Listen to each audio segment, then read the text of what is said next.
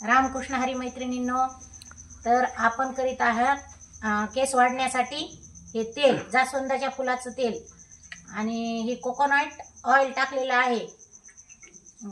तर अगोदर आता आपण त्याला चांगलं उकळून घेऊया। उकळून घेऊ, नंतर त्याच्यामध्ये मेथ्या घालू। हे मेथ्या आणि हे जास्वंदाचे फूल व पान आणि हे कढीपत्ता मी बारीक करून ठेवलेला आहे। त्याला सर्व अगोदर धुवून घेतलेला आहे, स्वच्छ धुवून पुसून घेतलं, कारण पुसून काढून घ्यायचं।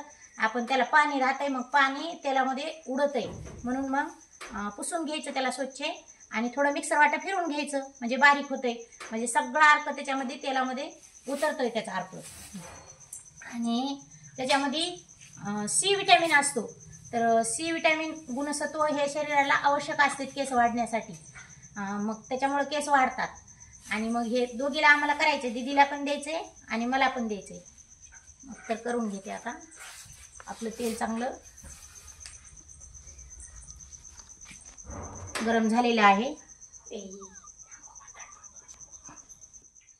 मेथी टाकून बघू आपण थोडं, नाही आणखीन गरम झालं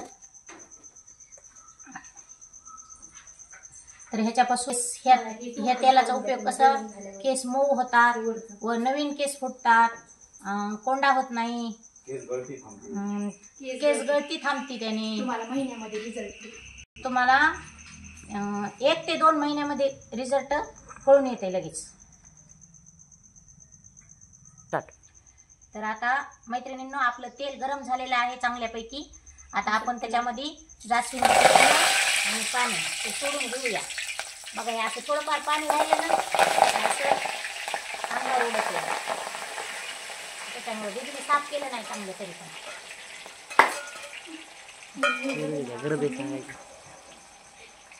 तर आता आपण ह्या मेथ्या घालून घेऊ त्याच्यामध्ये, व हे कढीपत्ता बारीक केलेला।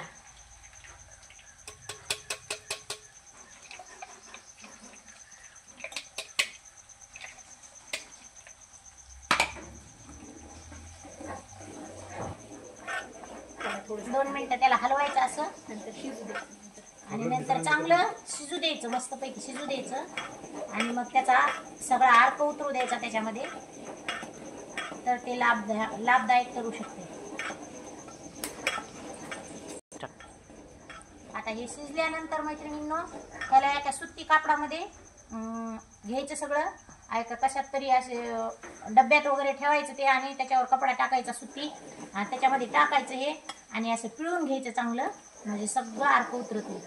चांगलं पिळून घेतलं की एवढ्या गडबडीत स्वयंपाक करता करता करायलेली आहे। कसं काय, कारण आमची दीदी जाणार आहे, मग तिच्यासाठी हे तेल पाहिजे लावायला। मग ती आजच जाणार आहे शिक्षणासाठी बाहेर, त्याच्यामुळे मग करायला गेलं।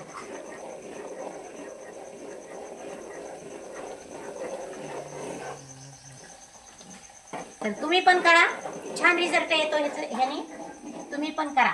आणि मऊ व सुटसुटीत आणि नवीन केस फुटतात, आणि पहिले असे शेंड्याला फुटलेले ते गळून जातात व छानपैकी केस वाढतात।